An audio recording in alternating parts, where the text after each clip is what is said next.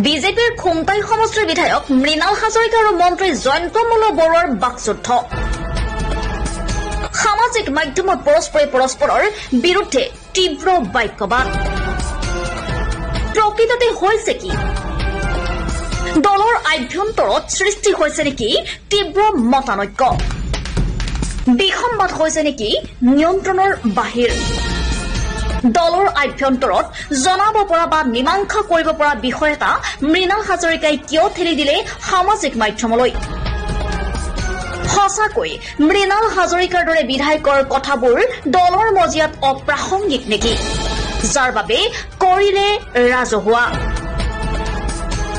আমি আপোনালোকক দেখুৱাইছো সামাজিক মাধ্যমত মুখ্যমন্ত্ৰীলৈ কি আহ্বান জনালে বিধায়ক মৃণাল হাজৰিকাই মাননীয় মুখ্যমন্ত্ৰী ডক্টৰ হিমন্ত বিশ্ব শৰ্মা ডাঙৰীয়া স্যাৰ অনুগ্ৰহ কৰি জয়ন্ত মল্ল বৰুৱাক দলীয় কাম কাজত মাত মাতিব নিদিব তেওঁ জনা উচিত যে তেওঁৰ এনে অহংকাৰী মনোভাৱে 2024 চনৰ লোকসভা নিৰ্বাচনত ইতিমধ্যে কেইবা হাজাৰো ভোটৰ ক্ষতি কৰিছে এটা প্ৰশ্ন হয় বিজেপিৰ মজিয়াত সমালোচনাৰ এখন মঞ্চ আছেনে আন্তঃ গণতন্ত্ৰ এতিয়াও বৰ্তি আছেনে বিজেপিত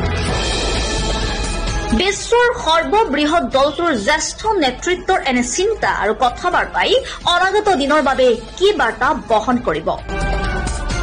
আমি আসাম লাইভ 7 দৰ্শকক পোনপটীয়াকৈ দেখুৱাব বিচাৰিছো ইয়াৰ প্ৰত্যুত্তৰত মন্ত্ৰী জয়ন্ত মল্ল বৰুৱাই কি ক'লে news desk report Assam live 7 Mrinal Saikia ডাঙৰীয়া আমাৰ দলৰ এগৰাকী জ্যেষ্ঠ নেতা গতিকে তেখেতে যিখিনি কথা কৈছে এই কথাবিলাক আমি পৰ্যালোচনা কৰিব লাগে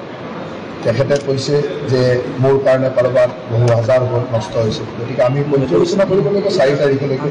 মোৰ কাৰণে ক'ত ভোট নষ্ট হ'ল কাৰণ মই যিটো সমষ্টিত বিধায়ক সেই সমষ্টিটোত প্ৰায় 50,000 মুছলমান মানুহ আছে 25% ভোটাৰৰ 25% মুছলমান মানুহ আছে সেই সমষ্টিটোত মোৰ এটা আশা আছে যে মই 70-80,000 ভোটত লিড ল'ম মৃণাল শইকীয়াৰ যিটো সমষ্টি তাত 6-7% মুছলমান মানুহ আছে তেওঁৰ 1.5 লাখ ভোটত লিড ল'ব পাৰিব নে নাই তেওঁৰ 1.5 লাখ ভোটত লিড ল'ব পৰা তেওঁৰ এই ধৰণৰ জনপ্ৰিয়তা আছে নে নাই ঠিক তেনেকৈ তেওঁৰ সমষ্টিটো মই এতিয়া কেম্পেইনিং কৰিব যোৱা নাই তেওঁৰ কাষৰ সমষ্টিটো সৰু পথাৰত মই কেম্পেইনিং কৰি আহিছোঁ এতিয়া সৰু পথাৰ বেছি ভোটত জিকিব নে তেওঁ বেছি ভোটত জিকিব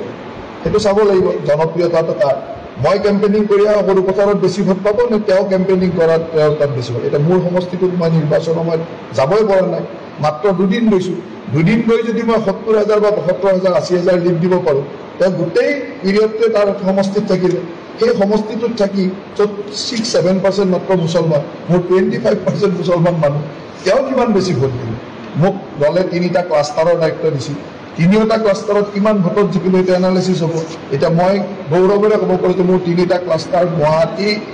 দৰং ওদালগুৰি আৰু বৰপেটা এই 3টাত মই অতি কমেও 3 লাখতকৈ বেছি ভোটত জিকিলোঁ 3টা ক্লাষ্টাৰে মোৰ 3 লাখতকৈ বেছি ভোটত জিকিব গতিকে এনেকুৱা ধৰণৰ যদি মই দলটোক ছাৰ্ভিচ দিব পাৰোঁ মই দলটোক কাম কৰিব পাৰোঁ তেতিয়াহ'লে পৰ্যালোচনা কেনেকৈ হ'ব ইলেকশ্যনৰ পিছত আমি গৈ পৰ্যালোচনা কৰিম 4 জুনত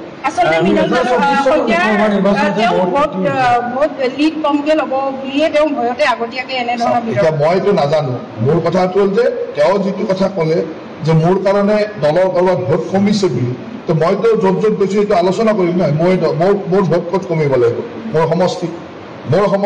25% মুছলমান মানুহ আছে সংখ্যালঘু ধৰ্মীয় সংখ্যালঘু তাত যদি মই 70,000-80,000 লিড ল'ব পাৰোঁ তেওঁৰ 7% বা 6% মুছলমান মানুহ থকা সমষ্টিটোত তেওঁতো 1.5 লাখত লিড ল'ব লাগিব 1 লাখত লিড ল'ব লাগিবনে নাই তেওঁ পাৰিছেনে নাই তেওঁ নিজক প্ৰথম কথাটো হ'ল যে মই কি কৈছোঁ মই কৈছোঁ কৰ্মৰ কথা যে দলত যোনে কাম কৰে দূৰত যোনে ত্যাগ কৰে দলত যোনে সমৰ্পিতভাৱে কাম কৰে তেওঁক আমি সন্মান দিব লাগে আৰু তেওঁৰ প্ৰতি আমাৰ দায়িত্ব আছে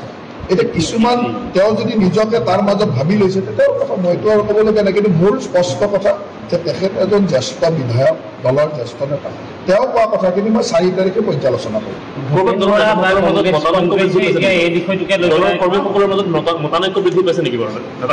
আমাৰতো মতানৈক্য নাই আপোনালোকে ক'ৰবাত বিচাৰি আহে কিন্তু আমাৰ কোনো মতানৈক্য নাই আমি চবেই একেলগে কাম কৰোঁ মইতো কৈছোঁ তেওঁ আমাৰ দলৰ জ্যেষ্ঠ নেতা তেওঁৰ প্ৰতি মোৰ সন্মান আছে কিন্তু সন্মানৰ লগে লগে এইটো আছে যে তেখেতে যে মোক ক'লে যে মোৰ কাৰণে কাৰোবাৰ ভোট কমিছে তেওঁতো জবাব দিয়ক ক'ত ভোট কমিছে মোৰ যদি সমষ্টিটোত ভোট কমে মোক কওক যে জয়ন্ত মল্ল বৰুৱাৰ সমষ্টিত ভোট কমিলে তেওঁৰ সমষ্টিত 25% মুছলমান থকাৰ পিছতো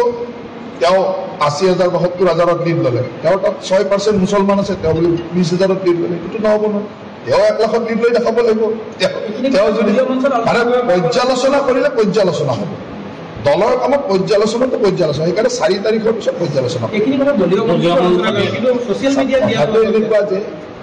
কথাটোতো জানে কিছুমান মানে এইবিলাক ছ'চিয়েল মিডিয়াত কৈ ভাল পায় আৰু আগতে আমাৰ এজন বিধায়কে কৈয়ে থৈছে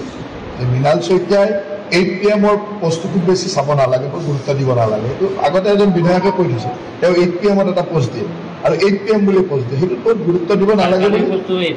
8 PM দিছে মই সেইকাৰণে বহুত বেছি গুৰুত্ব দিয়া নাছিলোঁ আপোনালোকে সুধা কাৰণে ক'লোঁ নাজানো মোক এজন আমাৰ আগৰ সতীৰ্থ বিধায়কে কৈ থৈছিলে যে 8 PM পোষ্টটোত তেওঁক বেছি গুৰুত্ব দিব নালাগে আজি মোৰ পোষ্টটো 8 PM দিছে সেইকাৰণে মই গুৰুত্বই দিয়া নাছিলোঁ আজি আপোনালোকে সুধা কাৰণে ক'লোঁ এতিয়া ভূপেন বৰাই এই গোটেই কথাটো জানি পেলাই কৈছে যে বিজেপিয়ে হাৰিম বুলি আচলতে গম পোৱাৰ পিছত এনেকুৱা 4 তাৰিখত নিৰ্বাচনৰ ফলাফল ওলোৱাৰ পিছত এইবিলাকৰ জবাব 4 তাৰিখলৈ ইমান দিনটো ৰখিছে আৰু কেইটা দিন 4 তাৰিখলৈ ৰখিবলৈ 4 তাৰিখলৈ ৰখাৰ পিছত ভূপেন বৰাকো জবাব দিম আৰু যাক জবাব দিব লাগে জবাব